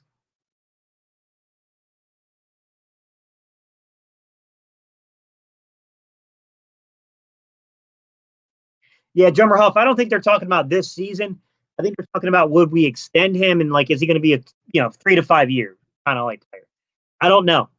You know, we are in a financial crunch and sacrifices have to be made to get out of it. Personally, if you're asking me would I keep Zach Ertz? Yes, unless these receivers ball out this year. If these young guys show that we can play more 11-man in the future, I think Zach becomes a little more expendable. But Zach's a guy I'd like to see retire an Eagle personally. I just don't know if that's reality.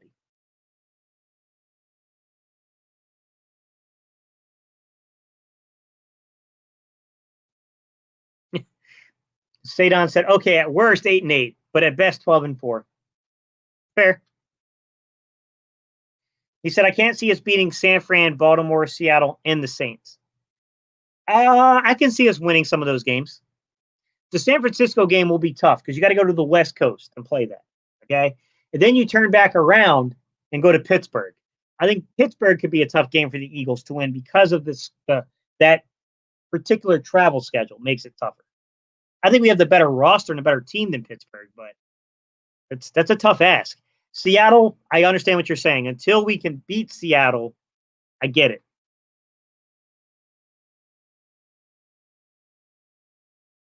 Sadon, I kind of gave you a little bit of my take. I mean, I'd also watch out for the Arizona game.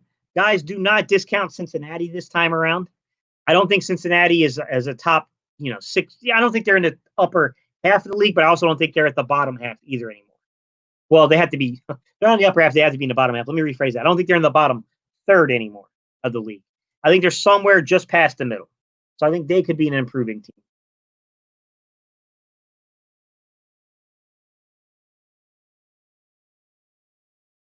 Sorry, guys. I saw a comment a Waylon. There we go. Now Watson and Lamar getting extended will be end of deck. If Watson gets extended, it's all over. I don't know. You know what, Waylon? At this point, if I was Jerry Jones, I'd almost let Watson sign now, just because that sets the market for where you go. If you let Dak set up, like, you get what I mean? Like, that second tier market now is going to be really important. Like, it was a really bad move on Dallas's part. Even Cowboys X Factor commented on my videos, I think it was this morning or last night, and said, hey, you know, that Goff and Wentz deal, it ain't looking so bad now. Waylon said 8-0 going into the bye. That'd be pretty good. That'd be phenomenal.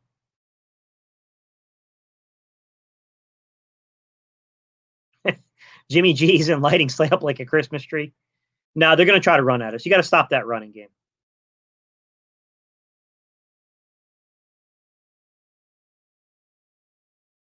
Ooh. Eagle season said Graylin Arlen reminds me of Patrick Peterson. That's high praise. I don't know if I'd go that far, but I like Graylin Arnold a lot. Seattle gets a lot of referee help against us. We also help them by never being healthy. But look, Doug Peterson and Carson Wentz have to uplift us over Seattle. I'm glad Seattle's on the schedule because I want a chance to beat them.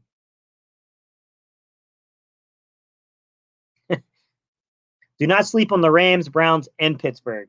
That's why it's more likely 9-7 for me than 11-5. I think we can get to 10 wins. I think 10-6 is possible. 11-5 I think is going to be a little harder, but I think it could be achieved. But I do think that's I would be cautious projecting that person. But Pitt always plays us hard. Yeah, man, they're in-state rival. You know what I mean? Tidewater Aaron, what's good, bro? I spent time in Tidewater myself, man. I want to see Sidney Jones starting over Maddox. Sidney Jones, yeah. I mean, look, let the best player take the position. It's going to be an interesting battle out there. We own the Rams. We have owned the Rams recently, drummer. Steven said, I'm laying down money on us over Seattle. We have to beat them. Jalen said, when Graylin gets the ball in his hands, I can see what Eagle season is talking about. Yeah, he's talented. I don't know, but, you know, Patrick Peterson's one of the best corners I've watched, and he's up there. I don't know if he's the best, but he's highly regarded in my book from what I've seen. I will say that Revis Island in his prime was one of the most technically sound corners I've ever watched. I mean, the guy was just good he was good in man press. He was good in man. He was good in off coverage. He was good in zone. I mean, he was just good in everything.